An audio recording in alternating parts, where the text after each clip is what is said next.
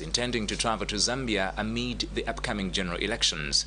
According to the U.S. State Department, there is potential unrest in the country during the 20th September elections. The U.S. government has also urged Americans to monitor the situation before traveling to Zambia. Amid the call to uphold peace, Zambians go to the polls soon to elect public leaders. Citizens have been warned to take precautionary measures when traveling to Zambia ahead of the 20 September general elections. According to the Voice of America website, the United States government, through the State Department, issued a travel warning on Thursday, saying there is a potential for unrest in Zambia. The State Department, which is headed by Hillary Clinton, says American citizens traveling to Zambia during or after the September 20 poll should monitor local news and assess the situation. The American government has also warned that even peaceful demonstrations in Zambia can turn unruly, hence the need for American citizens to avoid them. Meanwhile, a conflict resolution expert, Lee Habasonda, says Zambians should maintain the peace they have been enjoying since independence.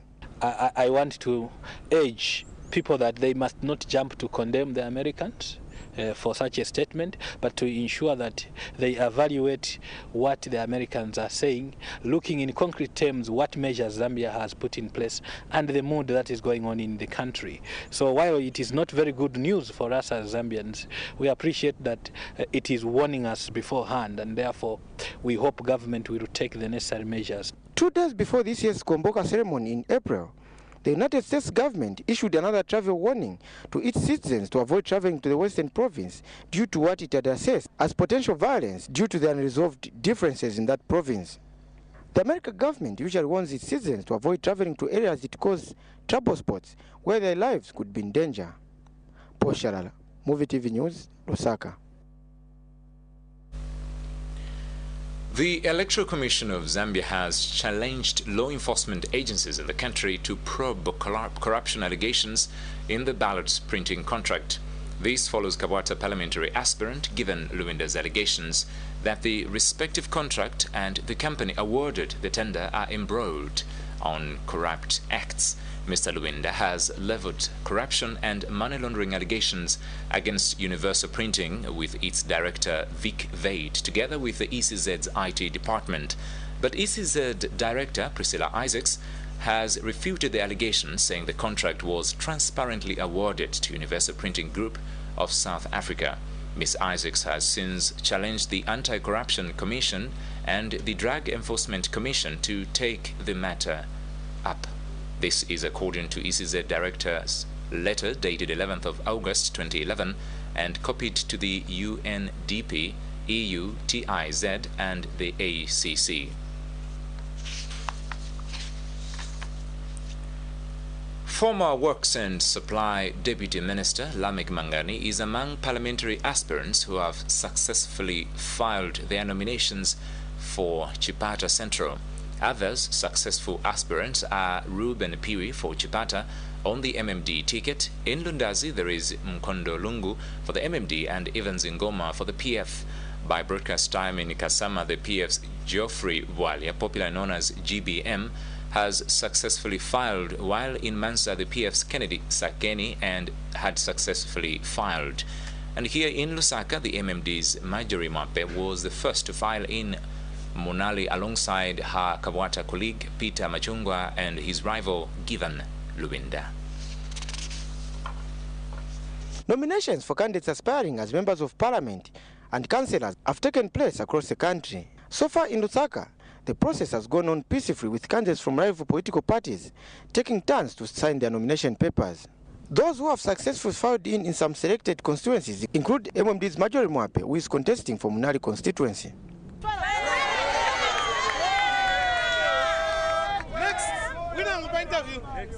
In Kawata constituency, incumbent Given Luwinda, who is from the Patriotic Front, has also filed in.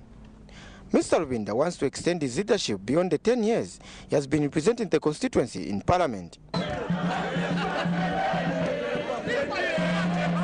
His rival, Dr. Peter Machungwa from the MMD, is also immediate past Patriotic Front Member of Parliament for Luapula constituency. With the completion of nominations for presidential, parliamentary and local government elections, official campaigns have now heightened ahead of the 20 September general elections. Paul Shalala, Muvi TV News, Lusaka. Former UPND Pemba Member of Parliament David Matonga has resigned from the party. In his resignation letter made available to Muvi TV News, Mr. Matonga has stated tribulations as reasons for leaving the UPND. Mr. Matonga, who joined the UPND in 1998, has also resigned from his position as Party Treasury General. He has explained that lack of trust and confidence in him from the party members has further forced him to leave the party. Lusaka High Court Judge Emilia Sonkutu has denied Patriotic Front cadre Judge Ngoma bail pending appeal to the Supreme Court. This is in a matter in which Ngoma applied for bail pending appeal to the Supreme Court after Judge Sonkutu upheld a 3-year jail term slapped on him by the Magistrate Court. In her ruling, Judge Sonkutu has said Ngoma's grounds of appeal lack merit and they do not persuade the court. But Ngoma's lawyer, Chola Chama, has told Muvi TV News that his client will still go ahead with a sentence appeal in the Supreme Court. Ngoma was last year convicted by the Magistrate Court on charges of assault and consequently sentenced to 3 years imprisonment. Secretary to the Cabinet Joshua Kanganja has committed government to creating decent work opportunities and sustainable livelihoods. Dr. Kanganja has further stated that this is the primary focus of the country's economic policies. He was speaking today in Lusaka at the first Zambia Congress of Trade Unions General Council this year. And ZCTU President Leonard Higaumba said Zambia needs massive investment in order to overcome the challenge of unemployment. Mr. Higaumba further condemned slavery wages and ill conditions of work for the Zambian worker. Zambia Congress of Trade Unions, ZCTU, has held its General Council to discuss some of the problems its affiliates are facing and likely to face. One of the problems discussed was the country's continued struggle for economic and social development, which generates employment and sustainable jobs for workers. ZCTU President Leonard Hikaumba said in Zambia, consequences of accepting any type of employment from investors are obvious and predictable, stating that without a strong and proactive labor movement, ZCTU members will remain victims of such investment. He also reminded his members to maintain their policy of being non-partisan ahead of the elections. Equally, requesting the political players, the candidates, to be issue-based in their campaigns. We don't want this character assassination that has been there in the past. Mr. Ikaumba further stated that if political affiliations are not treated carefully, can seriously divide the Congress. Dines Nurenda, Muvi TV News in Lusaka. On a story just gathered on the desk, 10 presidential candidates will contest this year's general elections after successfully filing in their nominations. Initially, 17 presidential aspirants made known their intentions to contest the country's presidency. Making the declaration, Chief Justice Ernest Sakala also thanked the politicians and their supporters for the tranquility. Among those who will contest the election include Heritage Party leader Brigadier Godfrey Mianda, MMD's Rupia Banda, NAREP's Elas Chipemo, and UPND's Hikainde Hichilema. Others are UNIP's Tilienji Kaunda, FDD's Edith Nawakwi, and NMP's Ngandu Magande and PF's Michael Sata.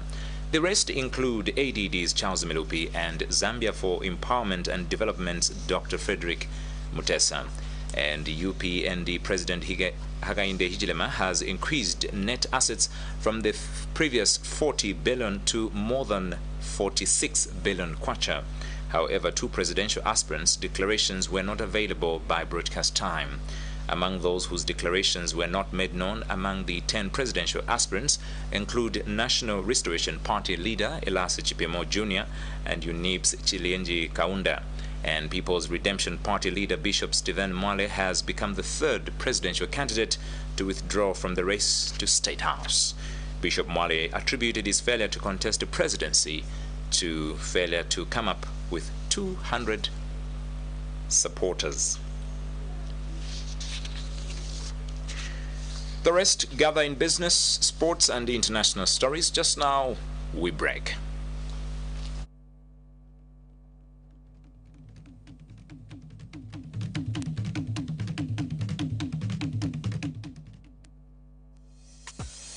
Now you can win 10 million kwacha every day for 90 days in the Airtel Cash Mania promotion.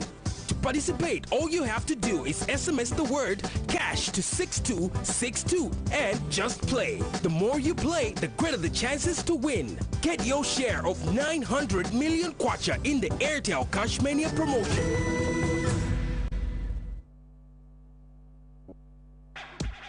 New on the market, carbonated Thirsty Pop premium soft drinks in 8 amazing flavors. Orange flavor, cola, raspberry, pineapple, cream soda, soda water, apple lime, and lemonade. Thirsty Pop premium carbonated soft drinks with no aftertaste. A family of flavors manufactured by DK Enterprises. Wait. Are you so bored and tired? When I'm bored, I just write. You guys, have you heard of the soppy books? These are the best books in town. When I write in them, my handwriting is clear. I heard that the president also uses these books.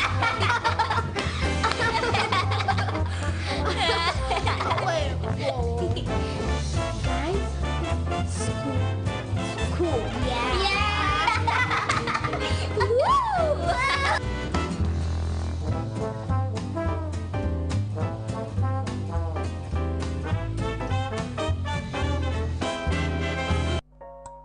Let's give you that loan today to get what you need.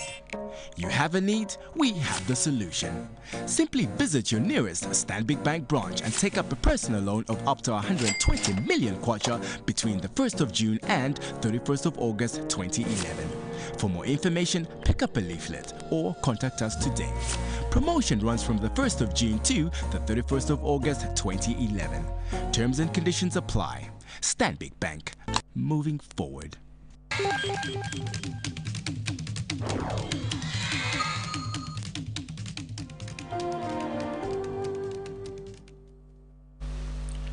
In business news this evening, the Competition and Consumer Protection Commission has challenged airlines to operate in accordance with the new Competition Act. The details come later. Just now, a word from the business segment of the news bulletin sponsors.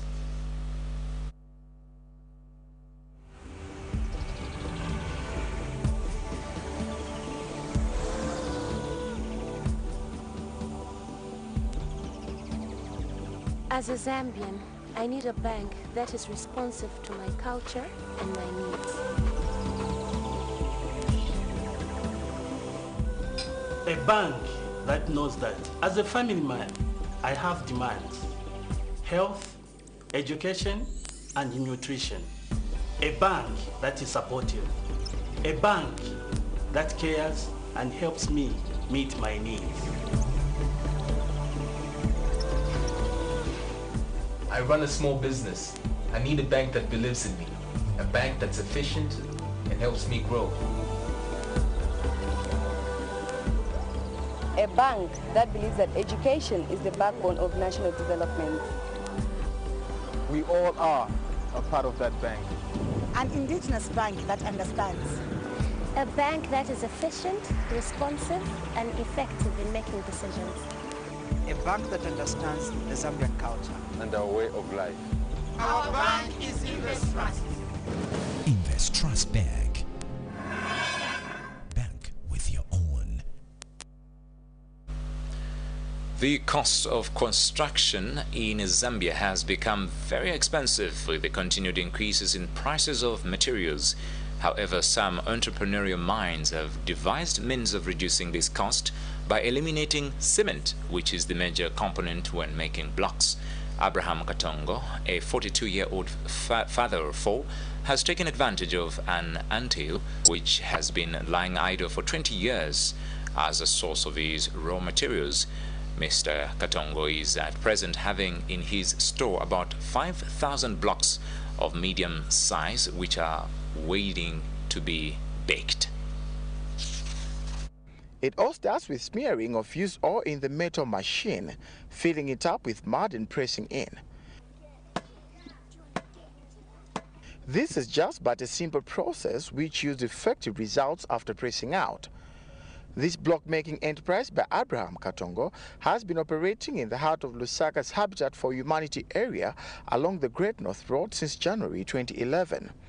This anthill in the middle of the road is the source of raw material for the blocks that the 42-year-old has invested in. With a workforce of 4 and daily output of 150 blocks, Abraham's products have become famous in this area as seen from these houses. On daily basis, we produce something like 150 to 200 per day. This time we've made something like 5,000, and then per brick is 1.5 per brick.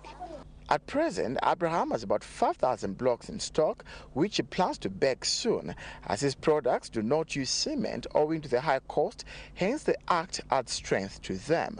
We started this enterprise sometime back in January.